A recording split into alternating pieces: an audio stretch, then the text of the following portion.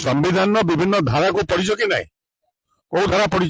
SC ST कौन धारा अच्छी ओडिशा क्षेत्र में पढ़ी से धारा को कौ धारा कह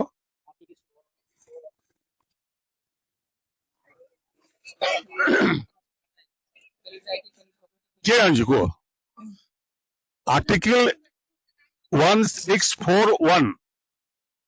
तुम पाखे टेलीफोन अच्छी गूगल कर पारिबो देखो बार करो आर्टिकल 1641 कौन कहूँ आर्टिकल 1641 कहूँ ओडिशा मध्य प्रदेश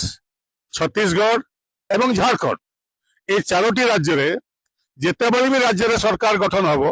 से राज्य रे जड़े मंत्री that shall have to a minister in charge of tribal affairs,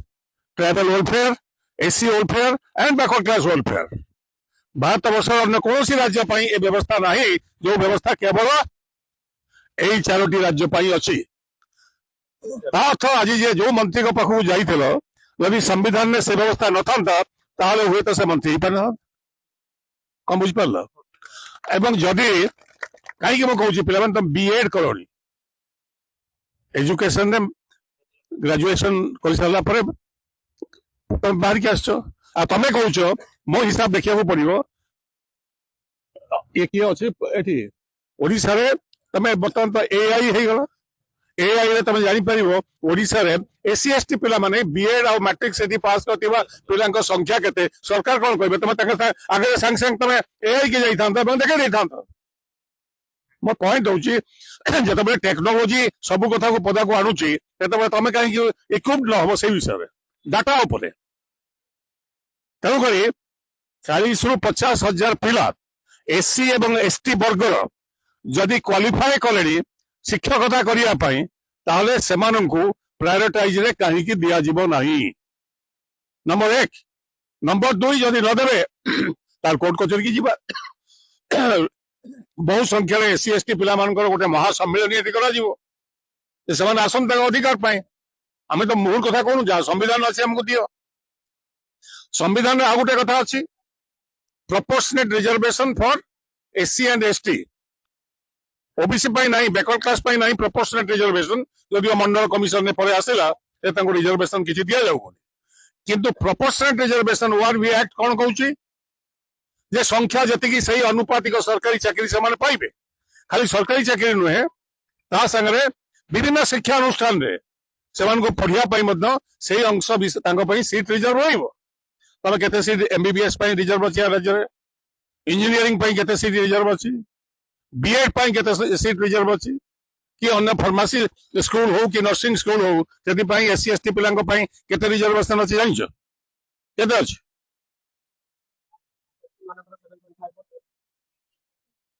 भूल कहूँ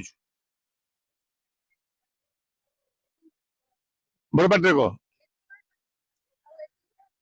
एससी 22% एसटी से संख्या कथा तू कहूँ मा रिजर्वेशन केते अछि एजुकेशन रे शिक्षा रे टेक्निकल एजुकेशन 12-8 20% मो कथा जॉब कथा मु कहूँ जॉब रे तो अछि किंतु आगे पाठ पढ़ले तो तमें डाक्टर हम कि इंजीनियर हम तम वर्गर तमें न तुम भाई की भौणी आउ किए गोटे हेब केमती हे कोटा नौ किए तमें 1951 मसीह भारत वर्ष सबु राज्य रे शिक्षा क्षेत्र में आर्टिकल 16(4) अनुसार से रिजर्वेशन पाँच केवल ओडिशा को छाड़ी जदिव संविधान ने 164 धारा कहला ये स्पेशल मंत्री रही वेलफेयर देखा कौन देखुं आम यदि पाठ पढ़ी मुझे गाँव जाकि जी मूल लगे जाऊँगी बस विशेष आलोचना कले बाबू मो कौन अच्छी मुझे सकाल गले मूल लगे घरे आस खाई पी शोबी से तो बुझीपर पिला जी पाठ पढ़ी कष्ट करी कथा न बुझे तुम किए कह किए कह तमें जदि ए कथा को निज भीतर को न नब तुम चाकरी तो गोटे कथा तुम चाकरी पाई सारा आउ किए चाकरी न पाओ मोर कौन हो चाकरी पाइले ना ये हूँ ना ना जो मैंने चाकरी ये कौन भुवनेश्वर में ओएस ऑफिसर आईएएस ऑफिसर एवं अन्य ऑफिसर्स माने एससी एसटी वर्ग अच्छा ना ना